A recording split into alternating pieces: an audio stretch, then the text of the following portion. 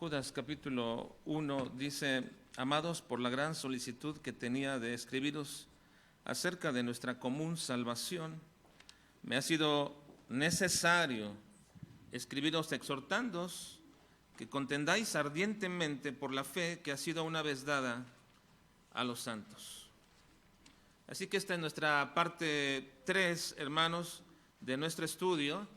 En la parte 3 de nuestro estudio, una iglesia que agoniza por la fe. La ocasión pasada, no la semana pasada, porque no estuve la semana pasada, pero la ocasión pasada, que fue hace 2 semanas, hablamos acerca de la teología de Judas como una teología imperante en nuestros días. La teología de Judas es la teología imperante de nuestros días. En resumidas cuentas, la teología de Judas era la percepción de Jesús como un Mesías meramente conveniente. Esa es la teología de Judas, un Mesías meramente conveniente. ¿Qué iba a hacer ese Mesías? Bueno, él quería que los librara, era la teología de todos los judíos, y querían un libertador, querían un Mesías libertador que los llevara nuevamente a la cúspide, a la grandeza de la nación judía. Bueno, esa sigue siendo la teología, establecimos, ¿verdad? Esa parte, establecimos la teología de Judas como una teología que es y sigue siendo imperante en nuestros días. ¿Por qué sigue siendo imperante? Bueno, porque muchas personas buscan a Jesús meramente por conveniencia. ¿Qué significa esto? Bueno, que son atraídos por la necesidad que tienen en su momento de solucionar algún asunto en sus vidas, solucionar algo respecto de la vida, y ya sea en este sentido como cualquier situación que les urge, sea una situación familiar, personal, sea que tengan problemas con la bebida, las drogas, lo que sea, es la búsqueda del Señor a través de eso. Y uno diría, ¿está mal eso? No, Él tiene todo el poder para hacerlo, por supuesto, Él tiene todo el poder para transformar y cambiar. El punto es que ahí se quedan nada más en esta parte. En este punto, buscan a Jesús solo por su necesidad. Ahora, ya no explicaremos todo eso porque lo explicamos, y aparte tuvieron una hoja de repaso y aparte un cuestionario, hermanos, de repaso ahí. También sus hojas ahora tienen allí, es un pequeño bosquejo de ideas principales con algunos textos que ustedes van a poner, y al final ahí tienen al final, hermanos, ahí tienen un código QR para que entren por él a hacer el pequeño repaso. Háganlo, hermanos, porque como establecimos la vez pasada, la primera ocasión, si no ponemos atingencia, hermanos, a estas cosas, si no nos interesa realmente, si yo digo al final esto, doblo mi hoja, la meto ahí, jamás vuelvo absolutamente a ver nada y lo veo como un tema general, uno más, entonces me estoy quedando muy corto, demasiado corto en mi interés de conocer quién era realmente Jesús. Establecer una teología correcta respecto de Cristo es necesario, y vamos a ver eso. Hoy vamos a ver la necesidad y la trascendencia de esta teología correcta acerca de Cristo. Así que la teología de Judas sigue siendo imperante en muchas iglesias y en muchos cristianos que se han quedado cortos solamente en la búsqueda del Señor por su necesidad. La ocasión pasada dijimos que había 2 Mesías que los judíos esperaban. ¿Se acuerdan cuáles eran? ¿Alguien se acuerda cuáles eran estos 2 judíos, los 2 Mesías? Que la palabra Mesías es una palabra general entre los judíos, se aplica a un sacerdote, a un rey, o incluso hasta el Señor mismo lo aplicó a Ciro, uno de los persas, uno de los que persiguieron al pueblo del Señor. Hasta él se lo aplicó, el mismo Dios se lo aplicó: mi ungido, mi Mesías. Ahora, en este sentido y en esta parte, hermanos, los judíos esperaban 2 Mesías especiales para la redención de Israel. ¿Cuáles eran esos 2 Mesías? ¿Alguien se recuerda? El primero, que era el hijo de José, Mesías ben Yosef, el hijo de José. Y el segundo, el Mesías ben David. Ahora, ¿cuál Mesías era Cristo? ¿Cuál Mesías era Cristo? Hermanos, o no les escucho por la de esta, pero ¿cuál Mesías era Cristo? El hijo de David, Mesías ben David. Ahora, todo el Nuevo Testamento, principalmente todo el Los 4 evangelios son una prueba inequívoca de que Jesús era el hijo de David, el Mesías ben David. Y ahí probamos, en la primera parte la semana pasada probamos que Jesús era el Mesías. Hoy vamos a probar que ese Mesías, según el Antiguo Testamento, y en contraste con la teología judía, ese Mesías era Dios mismo, cosa que los judíos no creían. Así que vamos a ver la parte 3 de esta enseñanza, de este estudio, la hermenéutica de Jesús. Vamos a ver ahora la hermenéutica de Jesús. Y esta hermenéutica de Jesús establece nuestro modelo para entender las Escrituras. Establece el modelo para entender las Escrituras. Bueno, como ya hicimos este pequeño y breve repaso, vamos a ver ahora, hermanos, la divinidad o la deidad de ese Mesías. Los judíos, bajo su teología monoteísta, no pueden admitir, hermanos, que haya 3 personas diferentes en la deidad. Esa es una de las grandes, de los propósitos más grandes que Dios tuvo para con el pueblo de Israel, establecer una teología monoteísta, y esto es correcto, pero en esta teología monoteísta, un solo Dios, que fue algo que hizo que los judíos llevaran por todas partes, en esa parte de su teología monoteísta, donde no pueden admitir a más dioses, también se van al punto donde no pueden admitir a más personas de la deidad. Por tanto, de entrada, cuando ellos leen en las profecías referentes al Mesías, nunca ven ningún rasgo de alusión de deidad o divinidad en ese Mesías. Nunca. No ven ningún rasgo alusivo a ese Mesías. Para ellos es un hombre que viene de Dios, como lo establecimos la ocasión pasada. Ese Mesías es un hombre que viene de Dios, con el poder y la autoridad de Dios, pero no es Dios. Nunca pueden suponer ni deducir que es Dios. Por eso, aunque creían que Jesús tenía características que evidenciaban su mesianidad, sí creían eso, nunca podrían creer en Él como el Mesías, que Jesús creía que creyeran en Él. Miren,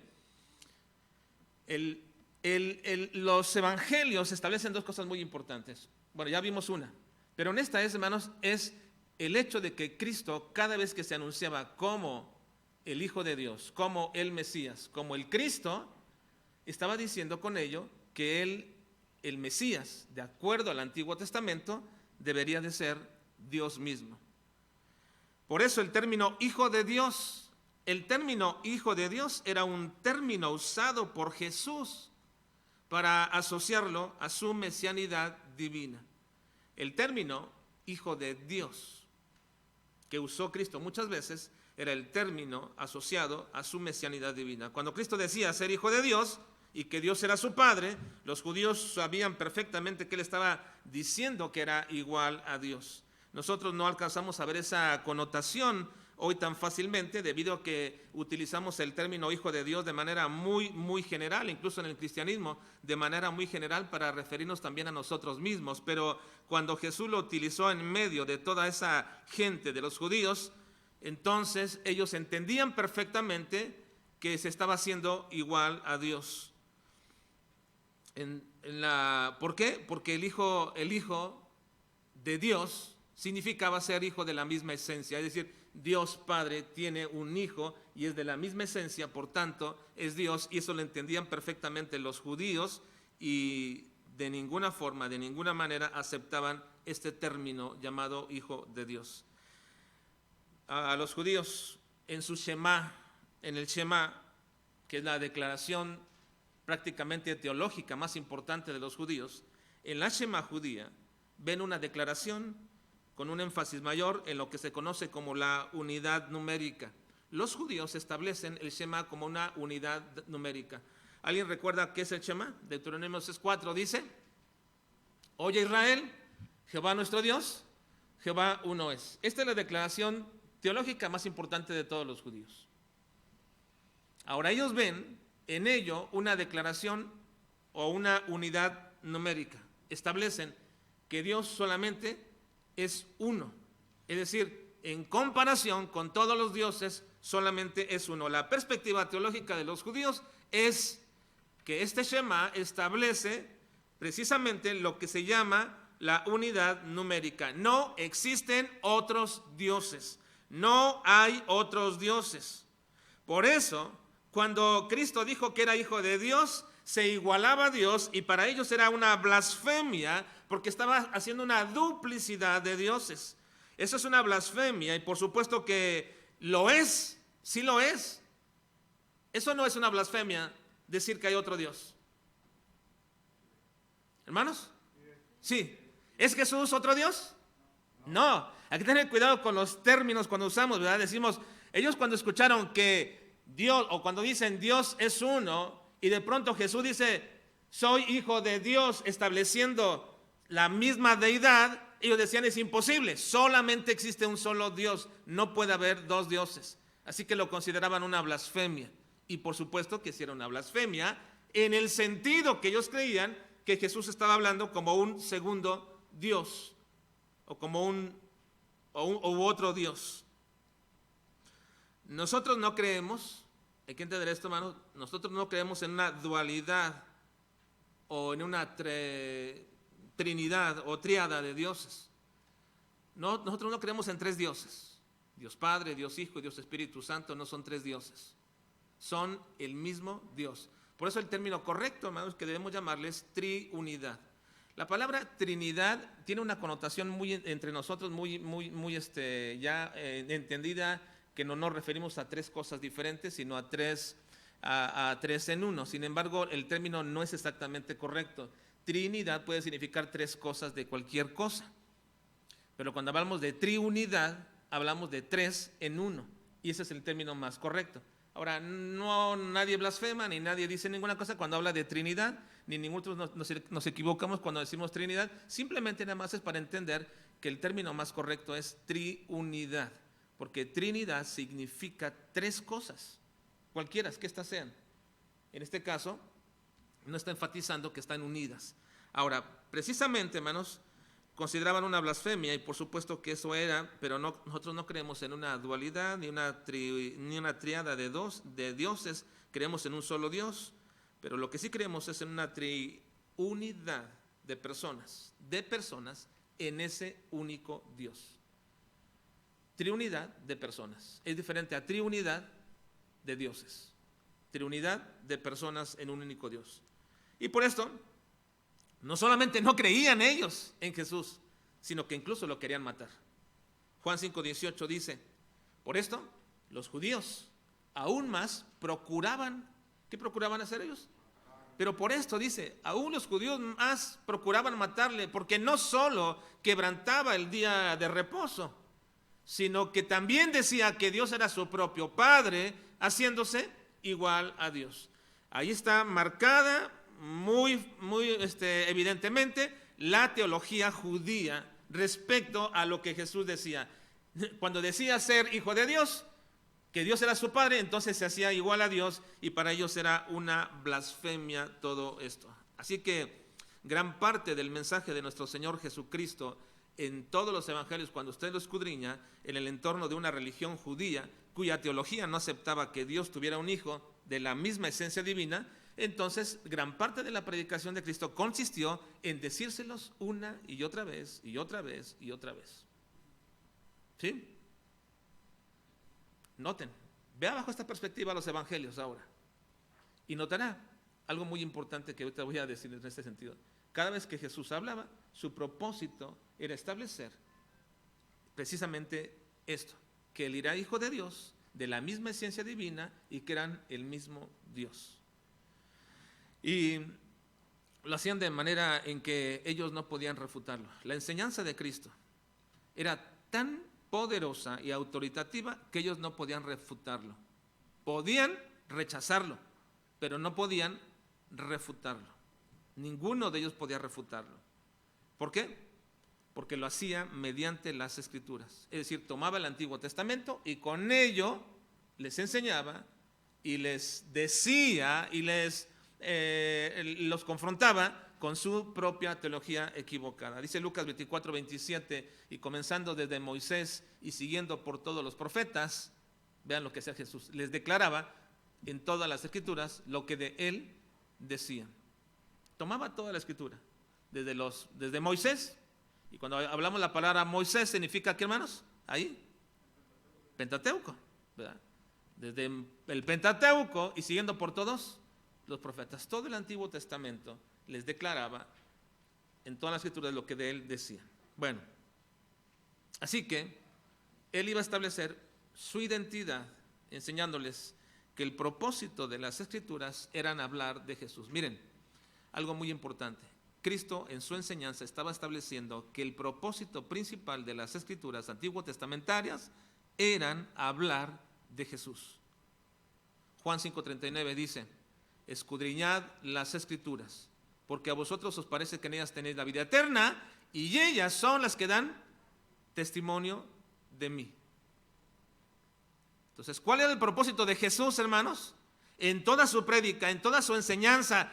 Miren, una cosa importante, en toda su prédica y enseñanza, el propósito de Jesús era establecer cómo deberíamos comportarnos entre marido y mujer, cómo educar a nuestros hijos y que nuestros hijos pudieran ser obedientes.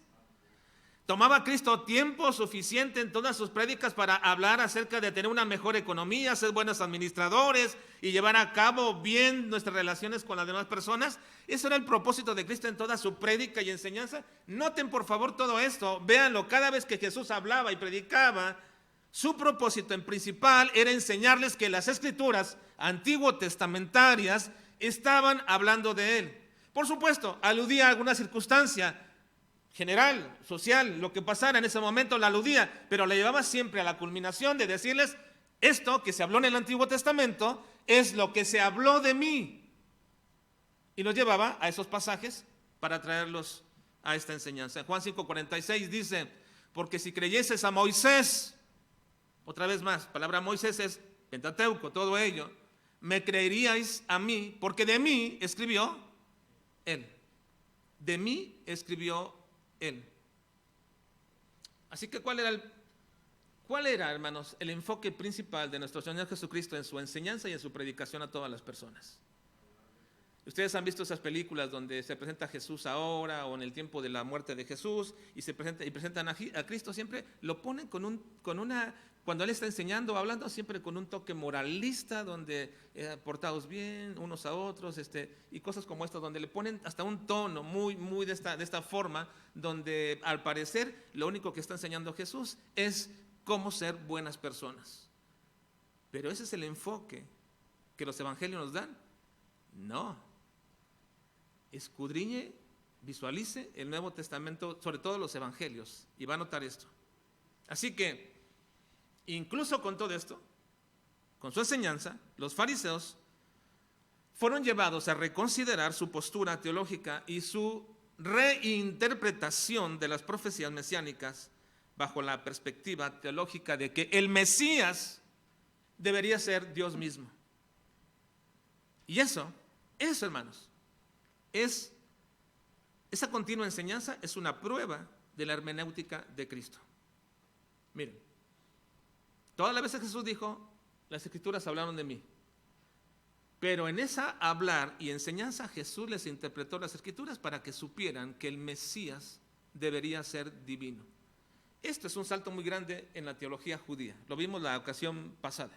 No sé si lo recuerdan, hermanos, pero es un salto muy grande de la perspectiva judía del Mesías a lo que Cristo quiere llevarles. ¿Creían en un Mesías? ¿Creían algunos que Jesús era un Mesías? Sí, pero aún después de eso, Jesús dijo: yo no soy el Mesías que todos ustedes creen, y su teología y sus años de enseñanza les han llevado, y sus padres les han enseñado milenariamente. No soy ese Mesías, soy el Mesías que ahora les voy a interpretar, según el Antiguo Testamento, cómo debe ser ese Mesías. No el líder meramente humano que los va a llevar a la cúspide y a la grandeza de Israel, sino que van a ver con esos mismos pasajes que ustedes ven esto, van a ver que en realidad ese Mesías debe ser divino, Dios mismo. Esta es la prueba de la hermenéutica de Cristo. Hermanos, hay muchas cosas que no entendemos de la Escritura y de la palabra de Dios. ¿A usted se ha quedado con alguna duda en algún momento muy especial, que se ha quedado siempre ahí? ¿Qué querrá decir esto? ¿O qué significará esto? ¿Se ha quedado siempre con algo así de pronto, después de que ha leído y siempre lo tiene en la mente, y aunque escucha algunas enseñanzas y algunas y alguien le explica algo, aún sigue siempre quedándose con ello. Bueno, creo que la mayoría hemos estado así y en algún momento yo he tenido que decir de pronto, bueno, estas cosas realmente son ocultas para nosotros, no lo sabemos y algún día el Señor nos las va a revelar, un día, en algún momento nos revelará todas las cosas. Pero por ahora, lo que el Señor nos ha revelado, la única manera de saber qué significa todo esto es que usted y yo asumamos, en nuestra lectura y estudio, asumamos la hermenéutica de Cristo. ¿Por qué, hermanos? ¿Por qué es importante la hermenéutica de Cristo? ¿Por qué es importante la hermenéutica de Cristo? Bueno, recordemos algo muy importante respecto a la palabra de Dios. ¿Quién es el autor? ¿Quién es el autor de las Sagradas Escrituras? Es Dios Padre. Dios Espíritu Santo las inspiró para que hombres las escribieran. Él las inspiró. El autor es Dios Padre. El inspirador en los hombres para que escriban es Dios Espíritu Santo. ¿Y saben qué es el Hijo? Pero ¿qué es el Hijo en este sentido de las Escrituras, hermanos? Dios Padre es el autor de ellas, Dios el Espíritu Santo es el que la inspiró, las pasó a los hombres para que ellos las escriban y ahora Dios Hijo es el intérprete de ellas. Dios el Hijo es el intérprete de estas Escrituras. Él es la palabra revelada del Padre, como dice Juan 1, el verbo que fue revelado, es la palabra revelada del Padre. La palabra fue dada para conocer a Dios, pero ¿a quién lo dio a conocer a Dios, hermanos? ¿Quién dio a conocer a Dios? La palabra nos fue dada para que conozcamos a Dios. ¿Quién dio a conocer a Dios? El Hijo. El Hijo. Miren, la interpretación o el significado de quién es el Padre es el Hijo. En pocas palabras, es la exégesis del Padre. El Hijo es la exégesis del Padre. Eso dice Juan 1:18. Miren, esto es lo que dice Juan 1:18. A Dios nadie le vio jamás. Noten, por favor. A Dios nadie le vio jamás. El unigénito Hijo que está en el seno del Padre, Él le ha dado a conocer. Ahora, vean, por favor, que esta frase es muy indicativa de una amplitud muy grande. Él le ha dado a conocer. Si uno lo estuviera leyendo de forma literal, si tradujéramos de forma literal todo este pasaje, hermanos, debería de decir así: el Padre es el exégesis del Hijo. La palabra dado a conocer es exegemai, que significa dado a conocer, explicar, interpretar. Así que Juan 1:18 dice que el Hijo, el Padre, fue explicado por el Hijo. ¿Cómo es el Padre? Según el Hijo nos dijo. Así que, ¿cuál era la predicación de Cristo, hermanos? Si en todo lo que Él predicaba era darnos a conocer al Hijo, darnos a conocer al Padre, su predicación era totalmente teológica. Darnos a conocer al Padre. El Hijo lo ha dado a conocer. ¿Y darlo a conocer dónde? En las circunstancias cotidianas de la vida, en las circunstancias normales de la vida. Tomaba cualquier circunstancia de la vida y les explicaba al Padre lo que Él quería, quién era, qué deseaba y qué va a hacer. Siempre estaba explicándoles en esta parte. Así que literalmente el Hijo es la explicación del Padre. Así que tenemos entonces un modelo adecuado y perfecto de cómo deberíamos nosotros, no solamente, hermanos, leer la palabra de Dios, no solamente cómo deberíamos de leerla, sino también cómo deberíamos obtener su significado. Cada vez que usted vaya a la Escritura, debe, más allá de buscar una solución para su asunto, más allá de buscar algo, una recomendación, e incluso como algunos dicen equivocadamente, que algún consejo, no es un consejo. Pablo no nos da consejos, ni Juan, ni Pedro respecto de Dios. Son mandatos, son enseñanzas, no es consejo como si lo quieres tener. Así que cuando Cristo hablaba de manera autoritativa acerca de lo que Él conocía del Padre, nos lo daba a conocer de manera correcta, adecuada, y esa es la hermenéutica de Cristo. El modelo adecuado y perfecto por el cual yo siempre debo leer la Escritura e ir a ella es encontrar a Dios en ella. ¿Qué quiere? ¿Cómo es Dios? ¿Qué quiere Dios de mí? Así que tenemos un modelo perfecto de cómo nosotros deberíamos no solamente leer las Escrituras, sino también su significado. Ahora, algunos estarán todavía aquí pensando, bueno, finalmente es muy importante la hermenéutica, pero ¿qué es la hermenéutica? ¿Por qué es tan importante la hermenéutica de Cristo? ¿Qué es la hermenéutica?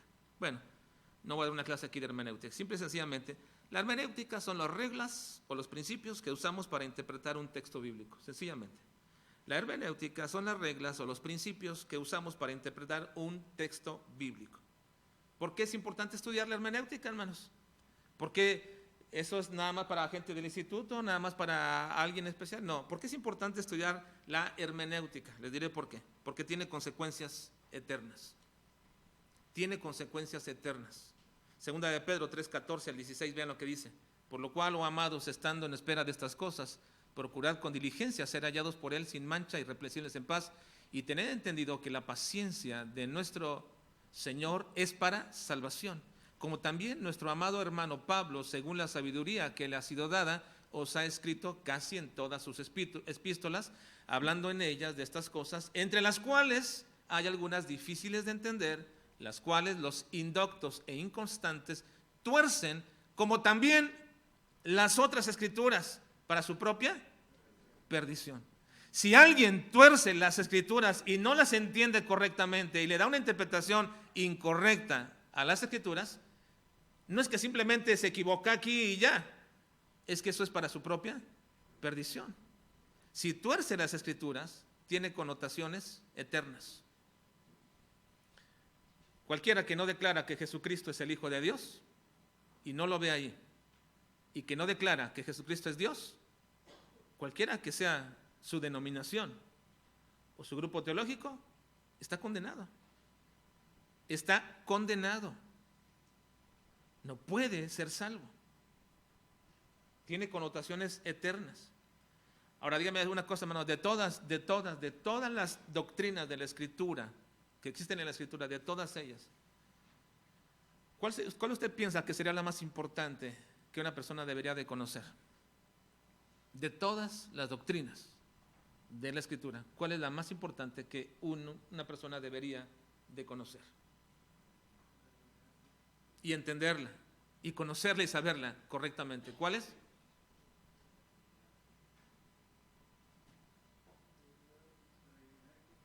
La deidad de Cristo. La deidad de Cristo. Ahora, si no lo hace correctamente, es un problema hermenéutico. Y ese problema hermenéutico, es decir, no entendió, no comprendió, no le explicaron, no alcanza a verlo, entonces no puede entender que Jesús es el Hijo de Dios, que es Dios mismo. Tiene consecuencias eternas. Pero también, hermanos, la hermenéutica de Cristo tiene influencia en nuestra vida diaria. No solamente es eterno, sino todos los días tenemos que utilizar la hermenéutica de Cristo para poder vivir esta vida cristiana. El mundo puede vivir como ellos quieran, pero el creyente no puede vivir como tú quieras. Tú no puedes vivir como tú quieras, tú debes vivir de acuerdo a lo que Dios te enseña. ¿Y cómo sé yo lo que Dios me enseña? Bueno, Cristo tiene una hermenéutica que te enseña y que te aprendes y que usas ese modelo de hermenéutica, de entendimiento, te va a llevar precisamente a vivir tu vida diaria como Dios quiera. Miren, un asunto peculiar en este sentido, Mateo 22, 28 al 30, Cristo dijo, en la resurrección, pues, ¿de cuál de los 7 será la mujer? ¿Se acuerdan de ese momento cuando fueron con ellos, verdad? ¿De cuál de ellos será la mujer? Ya que todos la tuvieron. Está hablando de ese evento probable que ellos estaban hablando, de una mujer que se casó varias veces, bueno, se murió el esposo, y luego se casó con el hermano, y así con el hermano, hasta que se casó con los 7 hermanos, ¿verdad? Bueno, le dicen ellos, en la resurrección, pues, ¿de cuál de los 7 será ella mujer? Ya que todos la tuvieron. Entonces, respondiendo Jesús, les dijo, erráis. Erráis. ¿Por qué estaban errando, hermanos? Ignoraban las Escrituras, y no es que no las conocieran, porque las conocían. Ellos las sabían, las leían.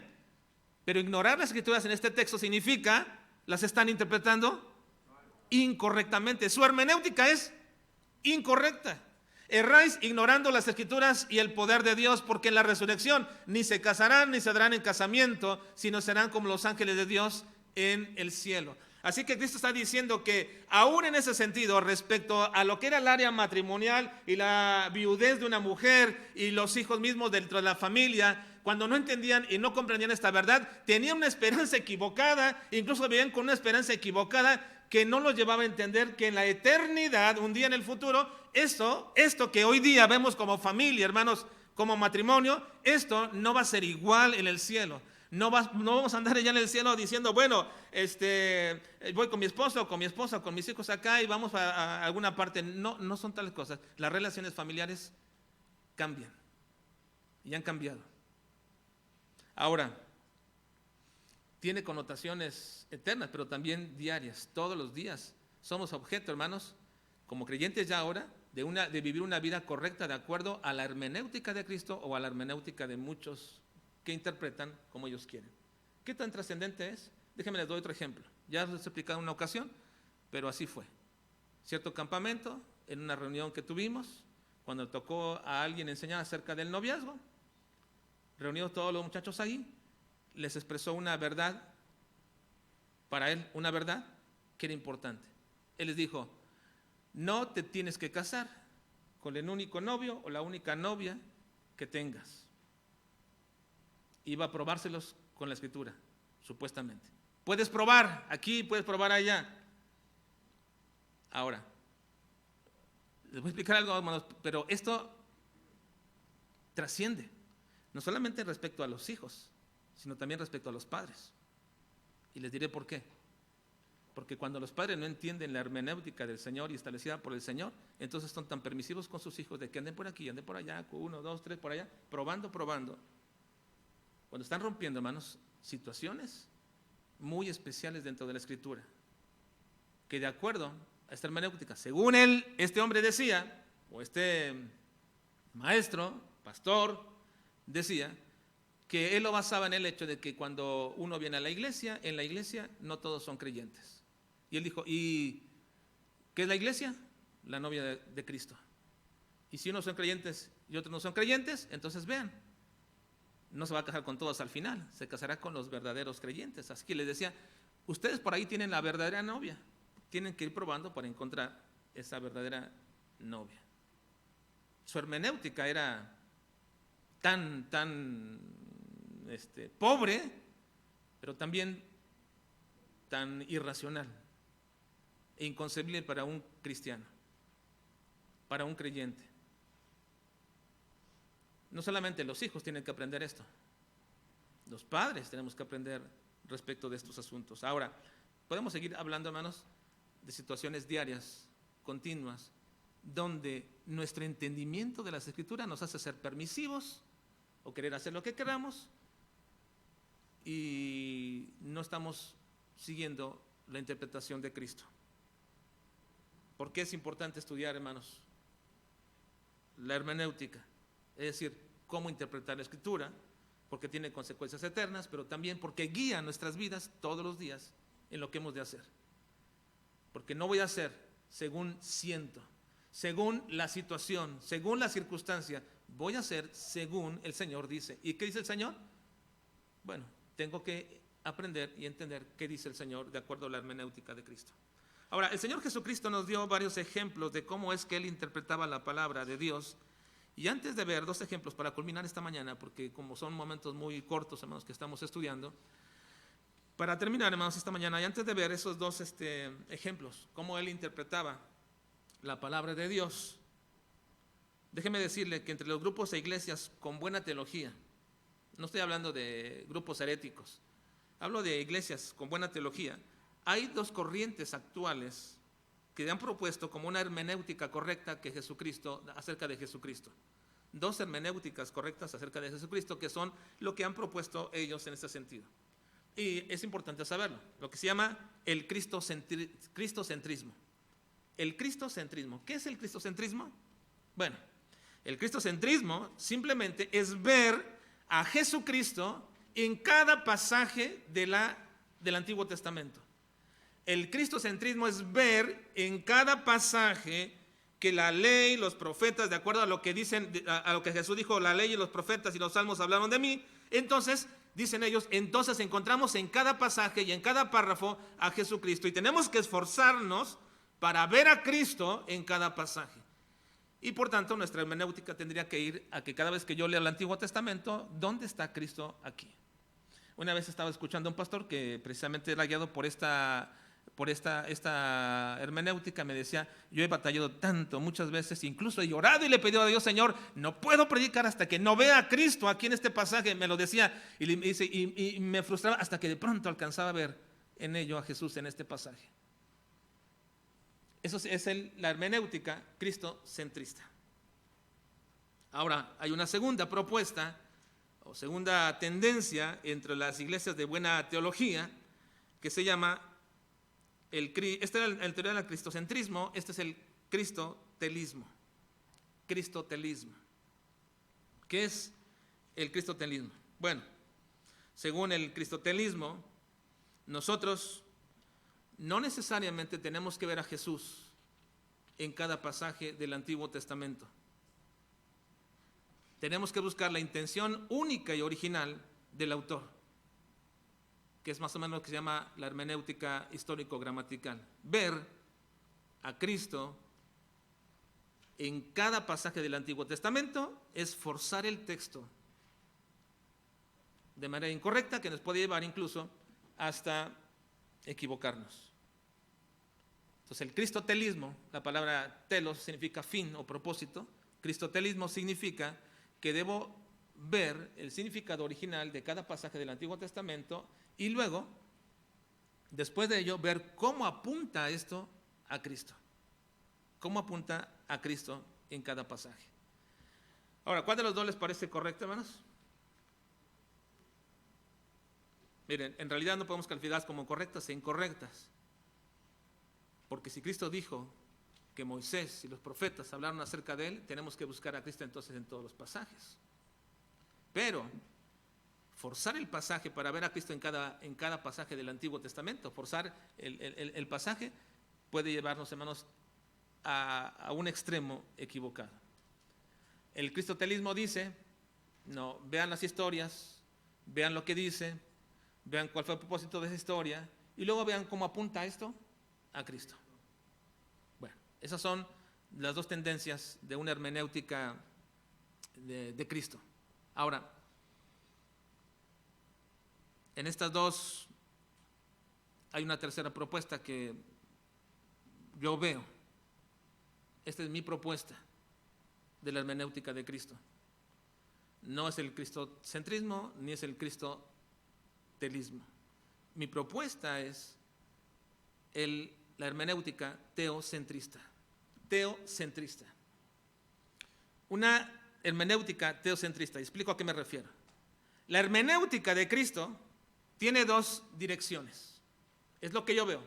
La hermenéutica de Cristo tiene dos direcciones. La primera es que Cristo interpretaba la Escritura en su contexto histórico, por supuesto, y gramatical inclusive, pero siempre que veía eso, siempre que Cristo interpretaba así, siempre vinculaba el texto, la historia, cualquiera que está fuera, a una de las tres personas de la divinidad, ya fuera al Padre, ya fuera a Él como Hijo o al Espíritu Santo. Siempre lo estaba vinculando. Cada cosa que Cristo hablaba, cada interpretación que Él hacía de algún pasaje del Antiguo Testamento, cada vez que lo hacía, tomaba esa historia, la veía en su contexto histórico y gramatical, pero siempre la vinculaba a una de las personas. Es decir, no solamente daba una enseñanza general ahí doctrinal, sino que la vinculaba a cómo estaba esta enseñanza mostrándonos a Dios, al Hijo o al Espíritu Santo en alguna de sus perfecciones, en su voluntad o en su alabanza. ¿Cómo lo hacía? Siempre, todo ello, lo que Cristo explicaba, apuntaba siempre a una de las tres personas de Cristo. Tomaba un pasaje del Antiguo Testamento, lo explicaba, pero siempre lo vinculaba para mostrarnos a una de las tres personas. Así que de esta forma, no solamente tenemos que ver a Cristo, sino ver a Dios en cada pasaje del Antiguo Testamento. Ver a Dios en cada pasaje del Antiguo Testamento, en alguna de sus tres personas, para mostrarnos cómo es Dios, en sus perfecciones, en su voluntad, en su deseo. Y respecto a esto, precisamente, siendo Dios el centro de cada parte de la Escritura, Entonces, por ejemplo, en la pregunta de los fariseos respecto al levirato que acabo de mencionar, Cristo usó un pasaje del Éxodo que jamás los teólogos judíos habían visto bajo esta perspectiva. Miren, ese pasaje donde ellos preguntan de quién va a ser la esposa al final, es la pregunta del levirato, que esa era la ley del levirato, casarse con el hermano que quedaba de la viuda. Bueno, en esta pregunta del levirato, Cristo utiliza un pasaje del Antiguo Testamento para mostrarnos algo acerca de Dios que nunca los judíos ni los teólogos judíos habían visto. En ello nos habla de la doctrina de la resurrección y la vincula perfectamente a una de las perfecciones de Dios, que es la inmutabilidad. Vean Marcos 12, 26 y 27. Dice: pero respecto a que los muertos resucitan, esta es la continuidad de la respuesta de hace rato, pero respecto a que los muertos resucitan, ¿no habéis leído en el libro de Moisés cómo le habló Dios en la zarza diciendo: yo soy el Dios de Abraham? Está Cristo citando el Antiguo Testamento y lo va a interpretar ahora, de acuerdo a su hermenéutica. Yo soy el Dios de Abraham, el Dios de Isaac y el Dios de Jacob.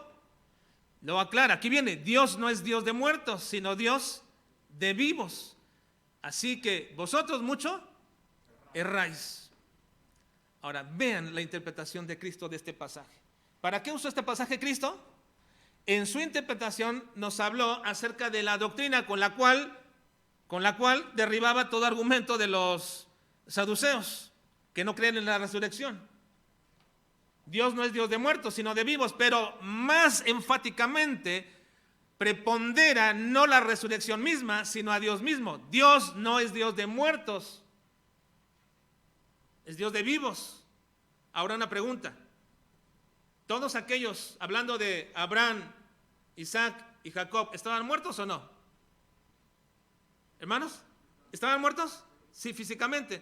Entonces, ¿por qué dice Dios es Dios de vivos? ¿Por qué los considera vivos? Porque cuando está hablando de Abraham, Isaac y Jacob, no se está refiriendo meramente a sus personas, se está refiriendo a las promesas dadas a ellos. Dios no cambia su promesa cuando una persona murió. Dios nunca cambia sus promesas cuando aquellas personas incluso fallaron. Dios sigue siendo inmutable. Y aun cuando una persona le prometió, nosotros diríamos: hoy aquí se perdonan las deudas. Algunas deudas se perdonan cuando alguien muere, ¿verdad? Ya la esposa o el esposo no son objeto de tales deudas, pero cuando el esposo o la esposa mueren, se perdonan ahí. En el sentido de Cristo, cuando está hablando acerca de esto, siendo las promesas dadas a su padre Abraham, Isaac y Jacob, siguen permanentes porque Dios es inmutable. Es Dios de vivos. Él permanece en sus promesas, no cambian. Qué tremenda, hermanos, declaración, porque precisamente, hermanos, esta es la esperanza de nosotros de la vida eterna. Esta es la esperanza de la vida eterna, hermanos, porque aunque estemos en vida, ninguna cosa nos puede arrebatar la mano del Padre, y aún en la muerte, tampoco va a ser esto posible. Así que en la vida estamos seguros, y en la muerte, mucho más. ¿No? Porque Dios es ¿qué? Inmutable. Ahora vean, esas verdades sostienen nuestras vidas. ¿Cómo andaríamos ustedes y yo como cristianos, hermanos? Nada más cambia un poco. ¿Cómo estaríamos ustedes y yo como cristianos si creyéramos que la salvación se pierde?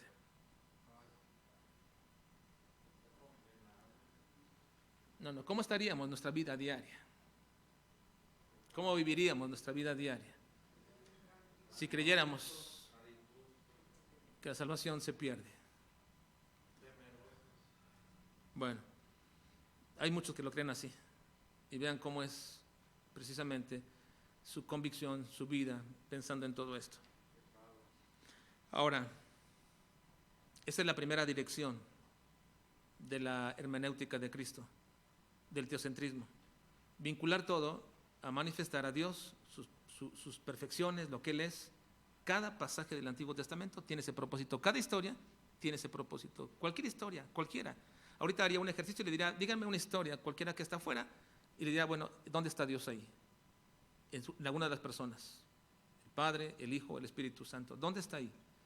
Y ustedes tendrían que observarlo y verlo, y luego ver qué está enseñándome de Dios, para que entonces ese sea el fundamento de mi vida, bajo lo cual yo vivo y creo.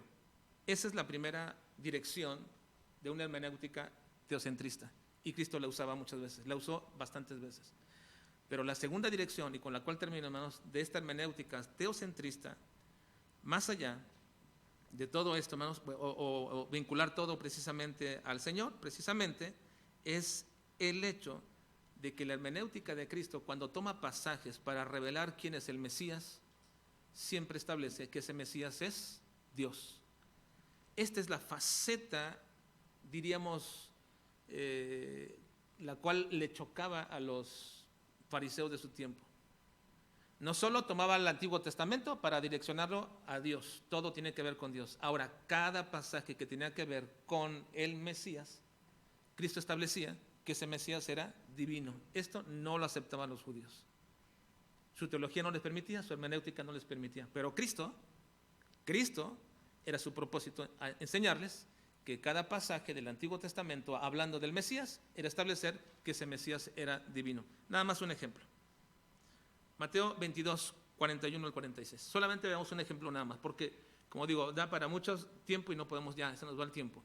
Dice Mateo 22, 41 al 46. Lean conmigo, dice: y estando juntos los fariseos, Jesús les preguntó diciendo: ¿qué pensáis del Cristo? Ahora recuerden, ¿qué significa Cristo?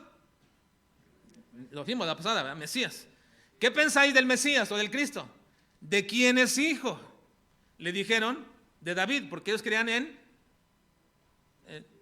Jesús, en el Mesías, ¿verdad?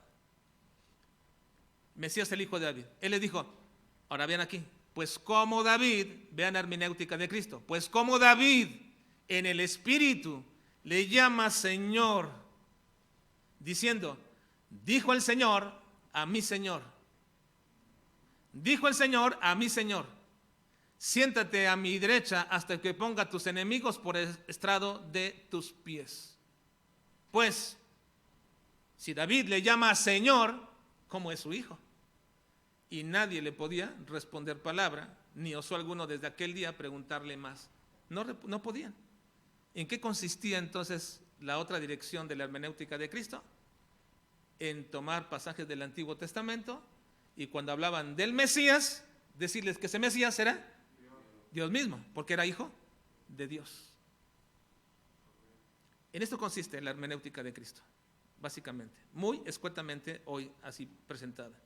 1, ver todo pasaje del Antiguo Testamento y vincularlo siempre a la persona o a Dios mismo. Y 2, cada vez que se habla de un pasaje del Antiguo Testamento respecto al Mesías, ¿es qué? Explicar que ese Mesías es divino. Ahora, la semana pasada establecimos que una perspectiva correcta, hermanos, de los evangelios, esta es la última partecita, hermanos, más allá de ser una biografía, más allá, hermanos, de ser una biografía de Cristo, más allá de una biografía de Cristo, los evangelios son la prueba de que Jesús era el Mesías prometido y que hoy podemos añadir un aspecto más a esa perspectiva que les dije de los evangelios. Los evangelios eran la prueba de que Jesús era el Mesías. Añádele también esta parte.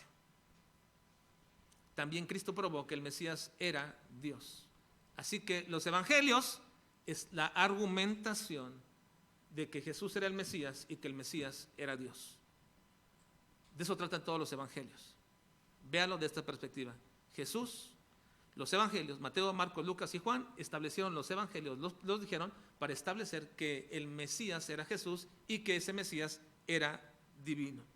Era divino. Así que Cristo dio a conocer esta verdad muchísimas veces, que él era el Mesías, pero el Mesías divino de las Escrituras, de las profecías del Antiguo Testamento, y por eso, hermanos, en esta perspectiva, Cristo, toda su predicación, toda su enseñanza, todo lo que él hacía tenía que ver con eso, probar que el Mesías era divino. Juan, por último, Juan 10, 30 al 38, lo menciona. Dice, yo y el Padre, uno somos. Entonces los judíos volvieron a tomar piedras para apedrearle. Jesús les respondió, muchas buenas obras os he mostrado de mi Padre, ¿por cuál de ellas me apedreáis? Le respondieron los judíos diciendo, por buena obra no te apedreamos, sino por blasfemia, porque tú, siendo hombre, te haces Dios. Jesús le respondió, ¿no está escrito en vuestra ley, yo dije, dioses sois? Si llamó dioses a aquellos a quienes vino la palabra, de Dios y la Escritura no puede ser quebrantada, al que el Padre santificó y envió al mundo, vosotros decís, tú blasfemas porque dije, hijo de Dios soy. Si no hago las obras de mi Padre, no me creáis, mas si las hago, aunque no me creáis a mí, creed a las obras para que conozcáis y creáis que el Padre está en mí y yo en el Padre. En esto consistía la hermenéutica de Jesús. Esta era toda la predicación de Cristo, una y otra vez, y otra vez, y otra vez, enseñando que Él era el Mesías y que el Mesías era divino. Así que, concluyendo, hermanos, nuestro tema en esta ocasión, les hago una serie de preguntas, si las pueden responder o para que las mediten. ¿Cuál era el carácter básico de la controversia judía con Jesús en su vida terrenal, hermanos? ¿Cuál era el carácter básico de la controversia que tenían los judíos con Jesús aquí en su vida terrenal? ¿Qué problema era? Pero, ¿cuál era el problema? Era un problema teológico. ¿Por qué Cristo, hermanos, era considerado siempre de alguna forma alguien que causaba escándalo, que era controversial? Por cuestiones teológicas siempre. ¿Cuál es entonces, en qué consistía ese problema teológico? La divinidad de Jesús. Ahora, ¿deberíamos nosotros llamarle Mesías a Jesús? Sí. Hermanos, ¿deberíamos llamarle Mesías a Jesús? Sí. De hecho, le llamamos así. ¿Cómo le llamamos? Cristo, porque Cristo es Mesías. Pero haciendo una pequeña matización de este punto, ¿por qué nosotros no le decimos Mesías ahora y sí le decimos Cristo? Bueno, porque el término Mesías se ha vuelto unívoco. Unívoco significa que solamente tiene ya una connotación única, un solo significado. Y ese término se ha vuelto así, unívoco. Es decir, una idea o concepto que solamente el Mesías es un nombre y no es divino. Por otra parte, hermanos, el nombre compuesto que nosotros sí usamos, Jesucristo, que lo usamos muchas veces, Jesucristo, y que es muy amplio en todo el Nuevo Testamento, se usa nada más 7 veces en los Evangelios, pero se usa más de 200 veces en todo el Nuevo Testamento. Jesucristo encierra la idea general de un Mesías divino, debido a que el nombre Jesús significa el Salvador y Cristo el Mesías. Así entonces se denomina que la persona de Jesús como divina tenía el poder inherente para salvar a cualquier hombre de sus pecados, y que como Mesías bajo la expectativa judaica nunca podría hacer, porque su oficio no era salvar de los pecados según los judíos, sino más bien llevarlos a la magnitud de su reino. Y por último, una pregunta que nos va a introducir a la semana que viene. ¿Sería correcto que nosotros nos llamáramos cristianos mesiánicos porque creemos un Mesías divino? ¿Sería correcto que nos llamáramos cristianos mesiánicos? Bueno, vamos a verlo la próxima semana si Dios nos permite. Por ahora, hermanos, ¿qué trascendencia tiene la hermenéutica de Jesús? Hermanos, ¿qué tan importante es esto?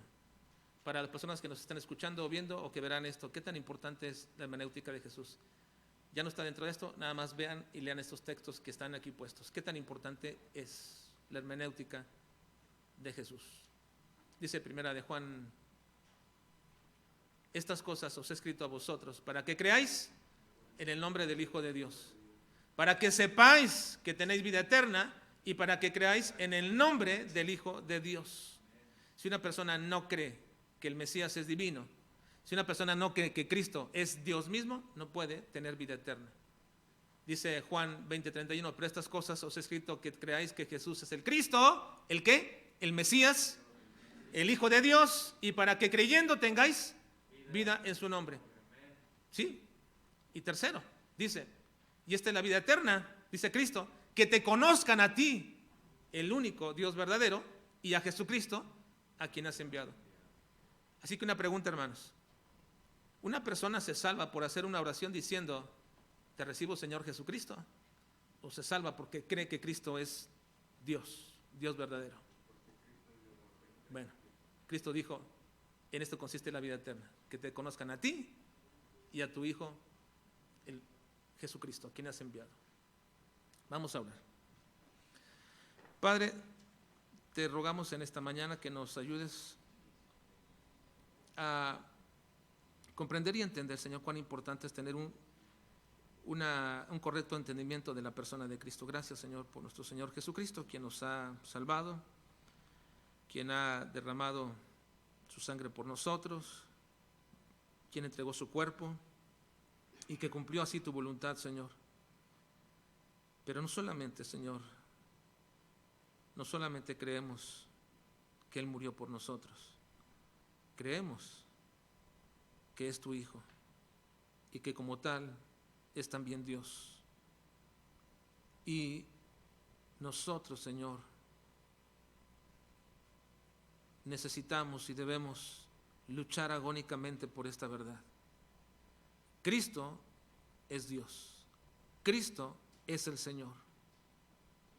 Ayúdanos, Señor, a tener esto en nuestro corazón y en nuestra mente, porque si lo tenemos bien cimentado, entonces ya no vivimos nosotros, sino vive Cristo en nosotros.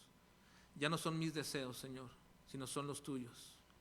Ya no es mi gobierno, sino es tu gobierno en mi vida. Ayúdanos, Padre. Te lo suplicamos en Cristo Jesús. Amén. Vamos a despedirnos, hermanos, esta